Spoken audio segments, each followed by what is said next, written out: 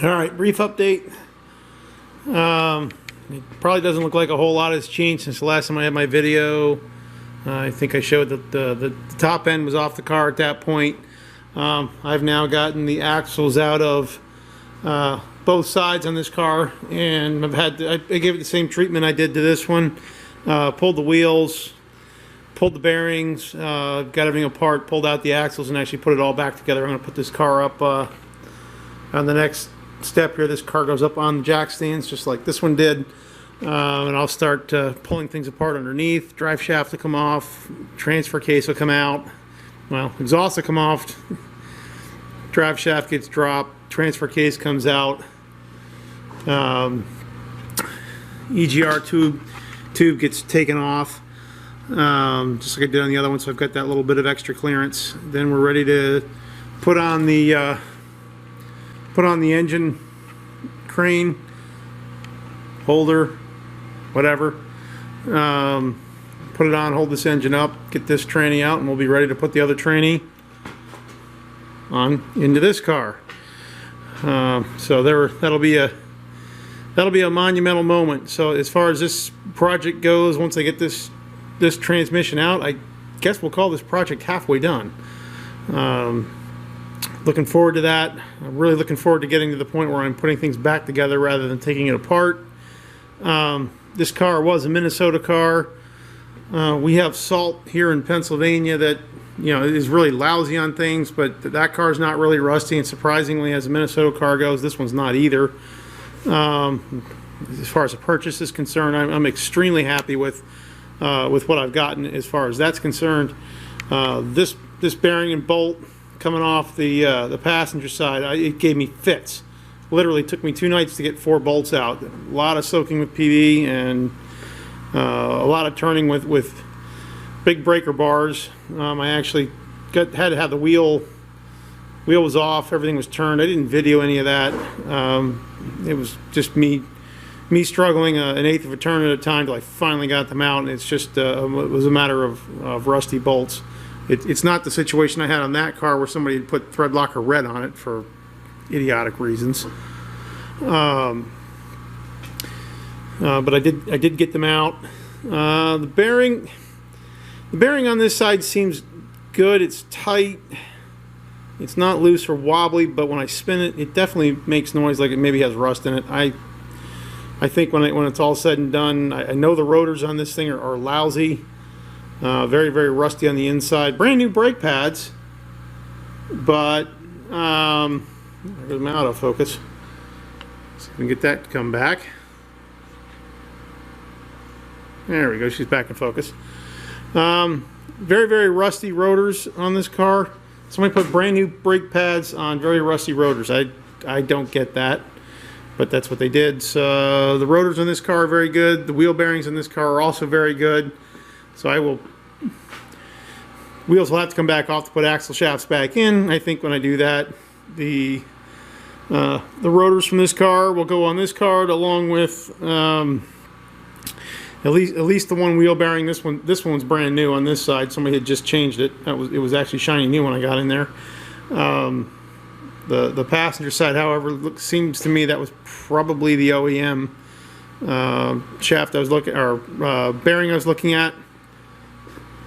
This is an absolutely brand new shaft I had put in on this car, mainly because the bearing on the original had gone bad, so I bought a new shaft and had put it on. I guess it doesn't seem like there's anything at all wrong with the one I took out, but since I have a new one, I may put it in, just keep this one as a spare. Nothing wrong with this. The bearing's good and free, and not wobbly or loose or anything. The CVs seem to be fine, but I'll probably swap it anyway since I have a new one. This half shaft seemed fine. CV seemed fine. So that one's certainly got a lot less miles than the one out of this car does. So we'll go ahead and probably take that as a good part. I think I already mentioned all the other things I'm taking off of this car. So anyway, that was a little quick 5-minute update where I'm at. I know it doesn't look like a lot happened, but there's actually been a lot of work in between these two videos.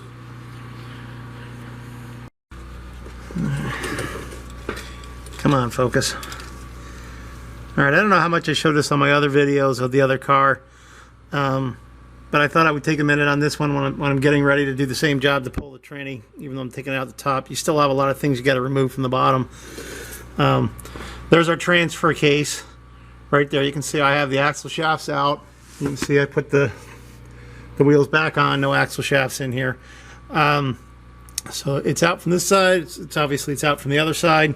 There are just 4 bolts that hold on the axle shaft, but in order to take it out, you do need to drop the exhaust. You can see there's 2 bolts here, 2 bolts there. I really wanted to take the whole cat off and not do the same bend that the other transmission shop did on mine, which I've actually replicated just because it was already broken anyway. That is a flex pipe right there going back to the cat, but the bolts for the cat look so bad on this one that I might leave well enough alone. The flex on this looks nice and shiny, so I think I might get away with it on this. I think I'm going to go ahead and do the same thing and just deflect this over to the side. There was plenty of room when I did that on the other car. So 2 bolts there, 2 bolts here, 2 bolts up at the top of the cat, and this thing actually has got then a couple of mounting bolts here on the side, and this cat will drop out, which I did on the other car. I didn't video. I don't think I videoed anything underneath. That's why I came on this one. It looks like it's a tough job, but it's really not. It's really not too bad. I'm guessing I'm going to break these exhaust bolts. They don't look very good at all. The heads don't even look like they're very good. You're supposed to replace them with new ones anyway. And I have a sneaky suspicion based on the fact that it looks like there's some hammer marks or something. Somebody's been under here. Somebody somewhere along the line's been under here before. I mentioned on the other car some plates that were missing. They didn't put back. I don't know how well this. Well, if I drag the light over here, maybe we can see this a little better. You can see the plastic access plate. Again, they left that off the other car. Whereabouts completely unknown. Who knows what they did with it? You can see that the plug on this one's nice and clean, not stripped out. That's definitely going to get reused on the other transmission. But anyway, so in case I hadn't showed from the last video of under the car, this is kind of what's going on under here. For anybody that doesn't have a lift like I don't, I did put her up on the wheel list. Gets me just enough to get under here and work. Definitely a lot of up and down when you're doing this job. But I'm going to go ahead and I'm going to pull those, deflect this, and I'll pull the 4 bolts out, take out the transfer case, take out the expansion tube, we'll drop the cat out, and then I'm actually ready to unbolt this transmission and be ready to repeat. Maybe we can actually get to the official halfway point. That would be good. All right, I'll video again later.